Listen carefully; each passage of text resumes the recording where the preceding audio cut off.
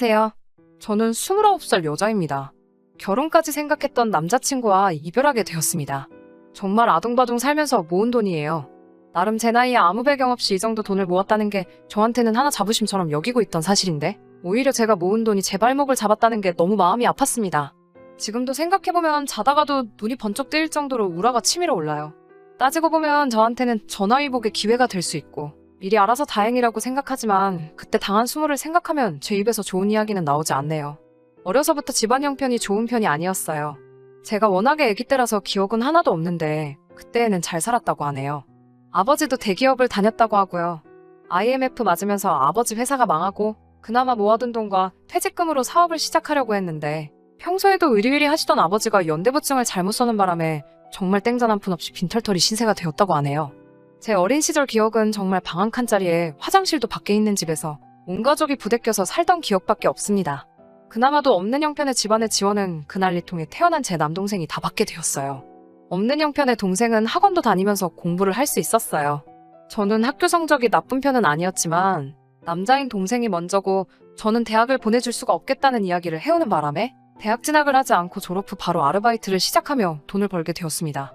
제 눈을 조금만 낮추면 지방대에서 장학금 받으며 4년제 대학을 나올 수는 있었는데 거기서 발생하는 생활비조차 지원을 받을 수 없으니 돈이나 벌자는 생각에 아예 진학을 포기해버렸어요. 차라리 특성화 고등학교를 나와서 고등학교 졸업 후 바로 대기업 생산직에 뛰어들 걸 이라고 후회한 적도 많았습니다. 월 150만 원 받으며 공장에서 일하게 되었는데 대기업 생산직하고 제가 다니던 공장하고 비교하는 데는 조금 어폐가 있기는 하지만 대우가 많이 차이가 나더라고요.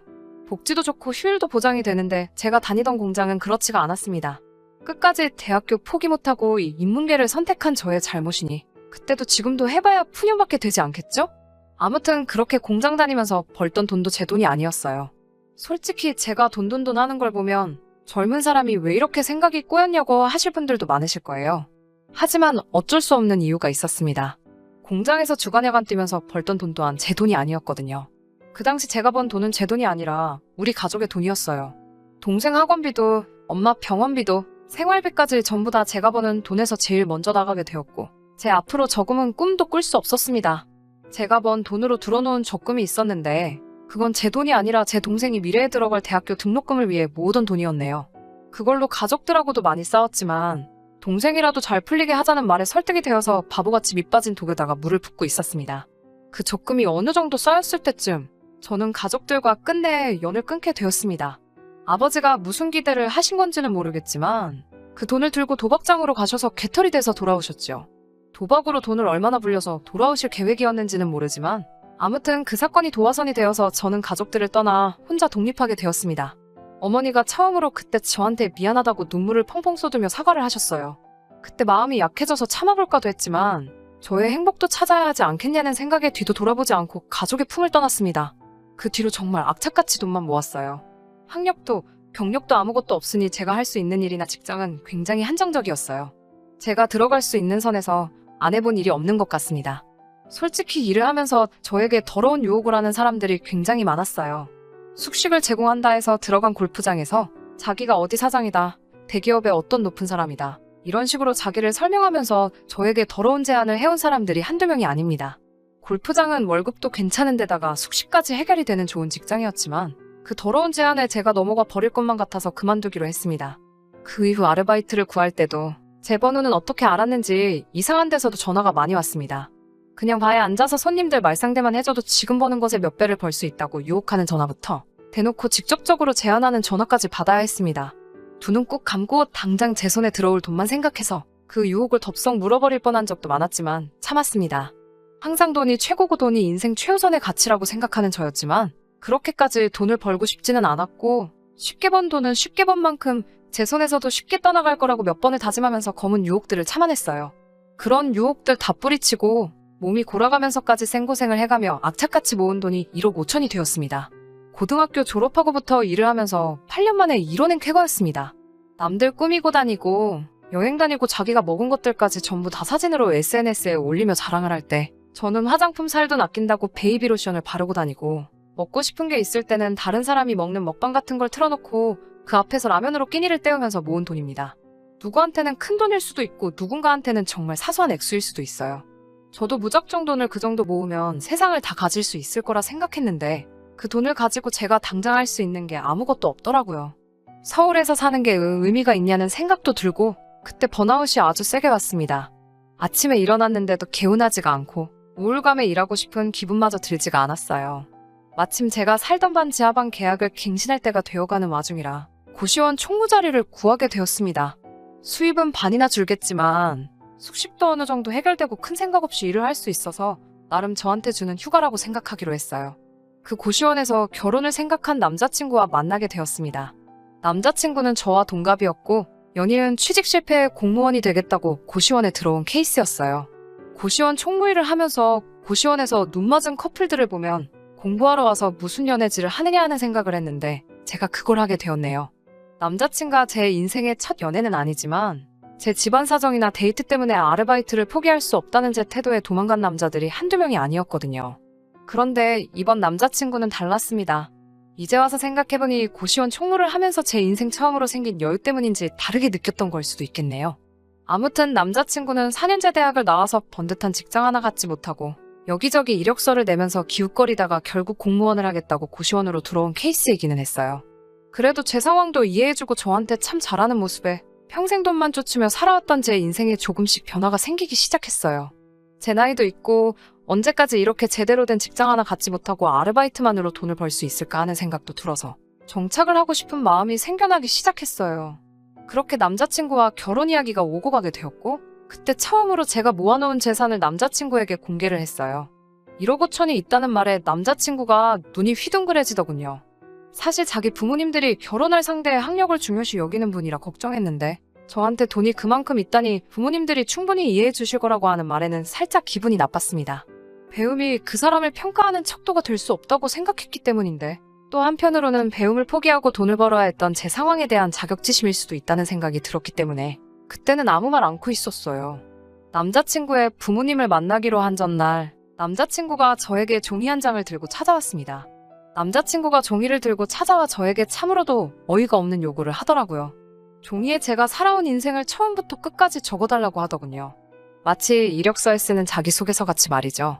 남자친구 집안이 얼마나 대단한 집안인지는 궁금하지도 않았어요. 어차피 여태까지 혼자 살아왔고 결혼으로 인생 대역전을 한다는 기대 따위 해본 적도 없거든요. 그런데 결혼하는 게 취직하는 것도 아니고 예비 시부모님께 이력서 쓰듯이 자기소개서를 써다가 바쳐야 한다는 게 말이나 되나요? 그것보다 세상에 이런 걸 요구하는 시부모님이 또 계신가요? 저는 당연히 싫다고 했어요.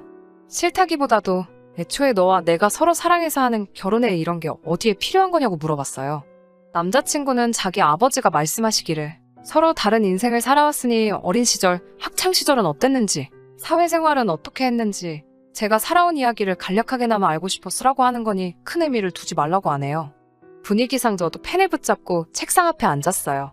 제 불우했던 과거를 돌이켜보는 것도 기분이 이상했지만 무엇보다 왠지 모르게 이런 걸 써야 한다는 사실이 수치스럽고 눈물이 나려고 하더라고요. 결국 저는 펜을 내려놓았어요. 남자친구가 한 글자도 안 썼네? 하면서 대학교 안 나왔어도 글은 쓸 줄 알지 않아? 라고 하는 말에 폭발해버렸습니다. 남자친구에게는 제가 이걸 진정으로 쓰기 원한다면 나도 너와 너네 부모님에 대해서 아는 바가 하나도 없고 어떤 사람들인지 결혼을 결심하기 전에 나도 알아야겠으니 너네 부모님 거부터 작성해서 저한테 가지고 오라고 했어요. 한참을 다투면서 남자친구의 부모님이 저한테 저딴 걸 써오라고 했던 진짜 이유를 듣게 되었네요. 제 나이에 대학교도 나오지 않은 여자가 어떻게 저렇게 큰 돈을 모았냐면서 불법적인 일을 하면서 모은 걸 수도 있으니 혹시나 하는 마음에 물어보신 거라고 하셨습니다. 그때 그냥 뒤집어 버렸으면 될 것을 미안하다고 매달리며 자기는 저를 믿는다고 부모님은 자기가 어떻게든 설득해보겠다고 사과하는 남자친구 모습에 마음이 약해져서 결국 자소서는 쓰지 않기로 하고 다음날 부모님을 만나기로 했어요.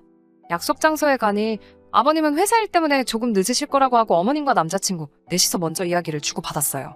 남자친구는 내 기분이 아직 완전하게 다 안 풀린 걸 알고 눈치를 보면서 있는데 어머님은 제 기분 따위 알고 없으셨는지 별로 궁금하지도 않은 걸 늘어놓으시면서 우스대더라고요.